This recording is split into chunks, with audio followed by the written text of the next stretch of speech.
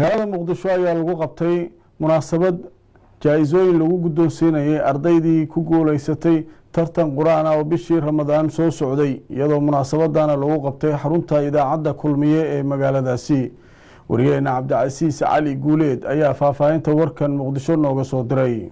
munaasabad abaalmarin lagu guddoonsiinaya ardayda kaalmaha hor ka galay tartan aqooneedka quraanka kariimka ee bishii barakeysneed ka socday idaacadda kulmiye isla markaana ay taabigelinayso shirkadda Moomin Group ayaa maanta lagu qabtay magaalada Muqdisho. munaasabadan ayaa waxaa ka soo qayb galay mas'uuliyiinta shirkadda Moomin Group, maamulka sare idaacadda, guddiga tartanka, macallimiin iyo arday kaalmaha hor ka gashay tartankan quraan akhriska. waxaana hadallo kooban ee mas'uuliyiinta halkaasi ka jeediyeen aad loogu dheeraaday muhiimadda ay leedahay in lagu tartamo quraanka kariimka. Sheekh Salaad Cantoob Xasan oo ka mid ah guddiga tartanka quraanka kariimka ayaa ka warbixiyay qaabka uu tartanka u socday.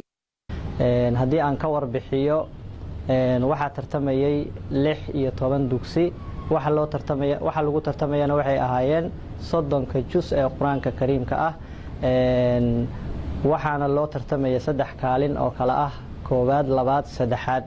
ardayda dhammaan quraanka aad bay u yaqiineen laakiin nasiibka wuxuu saaciday 3dan ardayga koowaad oo ka socday madrasada Cabdullaahi bin Mas'uud Cabdisalaan iyo ardaygii kaalinta labaad galay ee ka socday madrasada Luqmaanul Hakiim Ubayd iyo ardaygii galay kaalinta saddexaad ee ka socday madrasada Al-Huda Maxamed Cabdi. dhammaan ardaydaas waan u wada hambalyeynaya.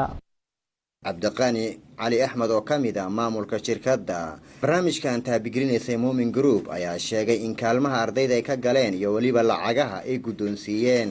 qof kasta oo sida u guuleysan wuxuu helayaa abaalmarinta inta la eg ay weyn.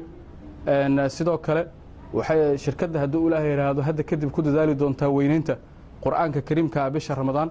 waa markii ugu horeysay oo tartan noocan shirkadda ay qabato. haddii Ilaahay yiraahdo barnaamijyadan waxay noqon doonaan kuwa bilow ah. shirkadda waxay noqon doontaa shirkadaha ugu horeeya ee barnaamijyada khayrka ee noocan oo kala ka shaqeeya haddii Ilaahay yiraahdo.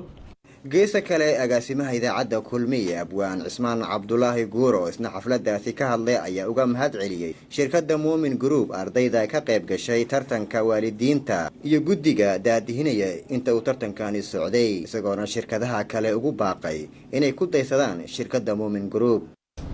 dadka Ilaahay hantida siiyana waa la weydiinayaa waxooda meesha ay ku bixiyeen. marka shirkadda Moomin Group wixii Ilaahay siiyay waxay ku bixeeday meel wax lagu bixiyo meesha ugu qeyrka badneed. ganacsatada kale Ilaahay wax siiyana waxaan kula tali lahay inay wanaaga in lagu tartamo ay bulshada ku dhiirigeliyaan, sababtoo ah muddo dheer ayaa dadkeen waxay ku tartamayeen wax haddii Alla ku roon yahay dhibaato ma ahan aan wax wanaag ku jirin. 3 arday kaalmaha hor ka galay tartanka quraanka akhriska ee bishii Ramadaan ka baxay idaacadda kulmiye isla markaana taabigelinaysa shirkadda Moomin ayaa waxaa goobjoog ka ahaa 2 ka mid ah maadaama ardayga kaalinta labaad galay ee shirkadda iyo waliba idaacadda kulmiye ay hore xaflad kooban oo hordhaca ugu dhigeen maadaama uu safar soo galay. haddaba markii xafladda ay soo gabagabowday ayaa waxaa inoo suurto gashay 2 ka mid ah ardayda kaalinta koowaad iyo saddexaad galay inaan ka wareysano dareenkooda. magacaygu waa Cabdisalaan Xuseen Yuusuf, madrasada aan ka socdo waa Cabdullaahi bin Mas'uud.